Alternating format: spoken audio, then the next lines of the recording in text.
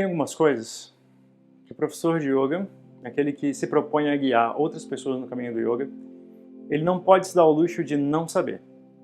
Eu vou compartilhar com vocês nessa série de vídeos algumas coisas que para mim fizeram uma profunda diferença e que eu tenho certeza absoluta que fizeram total diferença hoje em dia, nos milhares de alunos que passaram por mim online, nas muitas centenas que passaram pelos cursos de formação, pelo estúdio, nem sei, já perdi a conta. A primeira coisa que eu acho que um professor de yoga tem que saber é por que ele está nessa. O que o yoga, para ele, significa. E é preciso nesse momento, assim, me desculpe o excesso de honestidade, mas é preciso que você esqueça as definições de livro. Eu sei que você já ouviu que o yoga serve para unir, de alguma forma, né, a alma individual da universal. Eu sei que você já ouviu que o yoga é união. E se você estudou um pouco mais, eu tenho certeza que você ouviu lá nos Yoga Sutras que Yoga Chitta Vritti Nirodha, ou seja, que yoga é, para ser bem literal e nem entrar no mérito, cessação das flutuações mentais.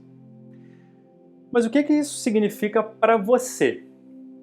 O que isso faz diferença realmente na sua vida? Você pega qualquer dessas definições literais de livro, né? Se você respondesse um questionário, estava correto. Mas o que isso faz diferença na sua vida? E como que você pode transferir isso para os seus alunos? Eu não estou aqui para te oferecer uma resposta fácil, não. Mas eu posso te falar da minha experiência. Quando eu comecei a dar aulas de yoga lá atrás, mais de quase 18 anos atrás, então eu confesso que eu fui levado a isso, nem eu sei mesmo porquê. Um dia o meu professor, ele ia dar uma aula, né, um dos meus primeiros professores, nesse mesmo estúdio que hoje é meu, chamado Saraswati, aqui no Leblon, e eu ia assistir uma aula dele. E aí eu estava chegando e ele estava saindo da sala, ele teve alguma emergência, eu nem me lembro qual que foi, e aí eu olhei para ele, olhou para mim, e ele falou assim, cara, dá aula aí. Eu falei, meu Deus, ok, tá bom. E dei a minha primeira aula, eu tenho certeza que eu suei mais que todos os meus alunos, né, de nervoso, não porque eu dei uma aula especialmente difícil. E assim eu comecei, e aí saindo de lá eu me senti muito bem por ter vencido essa etapa, né, começado a dar aulas, eu já estava praticando há um bom tempo e eu venci essa etapa. E para mim foi muito legal, e eu comecei a ter um certo orgulho, né, nossa, eu sou professor de yoga, né, eu oriento as outras pessoas e tal. E realmente as minhas posturas eram muito boas, eu tinha uma facilidade, tinha uma certa força, flexibilidade, nunca foi um grande problema para mim. Eu me lembro que, na verdade, meu quadril demorou para abrir, doía pra caramba, etc. Mas eu tinha esse orgulho, né? E confesso, uma certa vaidade até. E é meio inevitável, né? Essa coisa boa que você consegue e que você nem sabe direito porquê. É um absurdo, talvez, mas você se sente assim. E isso durou não sei quanto tempo. Mas um dia me bateu realmente o vazio daquilo. E um caminho perigoso que eu estava trilhando a partir dali. Porque se você tem o yoga como uma fonte de vaidade, uma fonte, um objetivo, né, físico a chegar, você está se colocando em risco e também os seus alunos. Porque as posturas do yoga passam a ter uma função qualitativa, digamos. Você está nelas com um objetivo. Eu quero alongar isso. Eu tenho uma postura de força, eu não consigo fazer? Cara, faz uma musculação, daqui a pouco você vai conseguir. Não, mas isso é um absurdo, se você parar para pensar. Porque o fim das posturas não é nem atingir, na verdade, o corpo físico, é um efeito colateral. Eu refleti um pouco mais, né, senão eu estava igualando o yoga a uma espécie de ginástica. Né, uma ginástica localizada, uma aula de alongamento. Qual é a diferença, realmente? Só porque você fica ali, né, no começo você recita uns mantras, no fim tem um relaxamento, isso faz do yoga realmente diferente? E eu pensei, cara, o que faz realmente diferente para mim? O que faz diferença na minha vida? E eu percebi que era a forma como eu me sentia ali, era a maneira como me eram conduzidas as posturas. Observa os teus limites, a respiração. Onde que a sua mente está indo? Onde que você quer que ela vá? Para onde que ela vai quando você encontra alguma dificuldade, algum tipo de dificuldade? Para onde que ela vai? Onde que ela se refugia quando aparece algum tipo de dor? Quando você lida somente com a respiração, será que você se distrai? Como que você se sente com isso? E eu comecei a perceber mais do que nunca que as posturas são um veículo para a mente, uma preparação para a mente. E que a principal diferença do yoga é o que você faz quando você não está fazendo yoga. Esse yoga do tapetinho, da respiração, da meditação. É como que você conduz a sua vida. Porque de outra forma, a gente tem uma vida meio... E algumas pessoas consideram isso liberdade, né? Assim, é uma vida onde absolutamente tudo é possível. Eu posso fazer o que eu quiser, com quem eu quiser, e eu sou o meu próprio, né, julgador. Eu faço o que eu tiver vontade. Se hoje tá bom, amanhã pode não estar e não tem problema nenhum. Cara, tem problema. A vida assim é uma loucura, não é liberdade, é loucura. Isso tem um nome. Isso não é liberdade, isso é loucura. A liberdade verdadeira é você fazer o que você deve fazer exatamente porque você quer fazer. Você viu um fim naquilo. E quando o yoga te fala de dharma e te propõe uma vida de valores, não é para você pintar de bonzinho, não. Não é para você ir para o céu ou coisa parecida. Mas é para você gerencie o desejo, a raiva, a ilusão dentro da sua mente.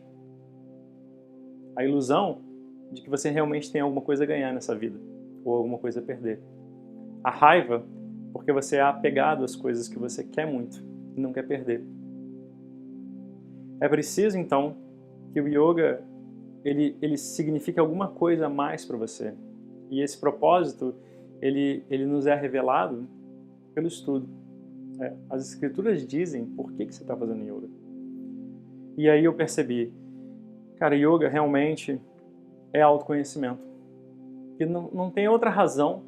Que outra razão poderia haver para muitos dos textos começarem com valores?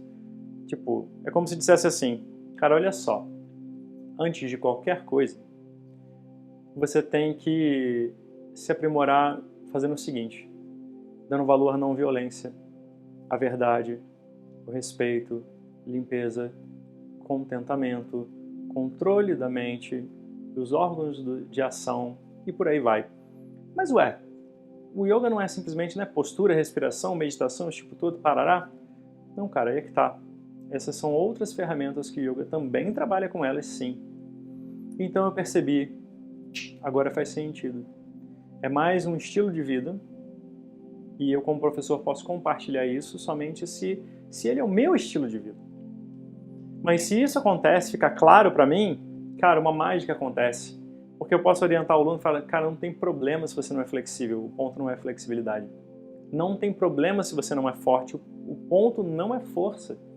Não tem problema se você não consegue respirar agora, você vai conseguir, sem pressa, calma.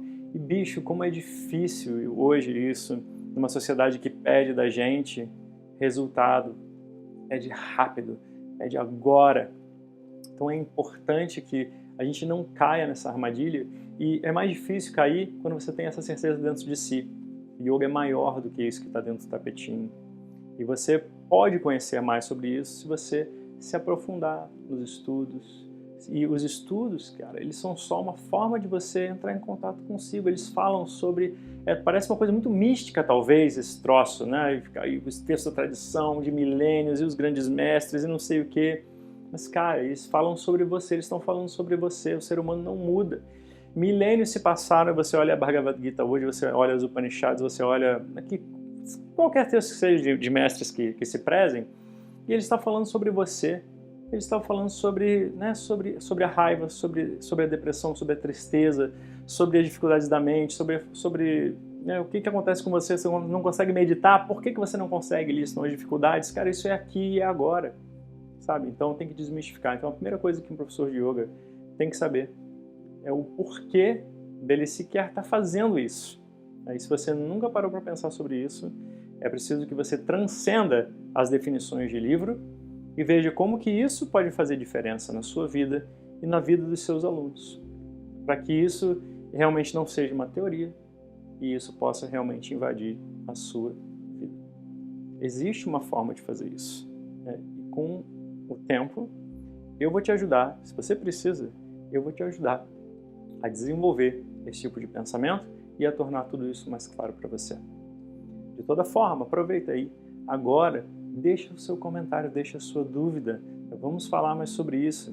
Mas se você se conectou com o que eu estou dizendo nesse momento, eu sei que muita gente não vai se conectar, mas tudo bem, esses vídeos de terça-feira agora, eles são para as pessoas, X pessoas, 3 pessoas, 30, 3 mil pessoas, não importa, mas as pessoas que estão escutando, estão entendendo o que eu estou falando, essas que têm como missão passar seus conhecimentos para outras pessoas, vão entender e vão deixar aí embaixo o comentário, a dúvida ou mesmo a crítica. Então, a gente segue junto nesse caminho aí. Om.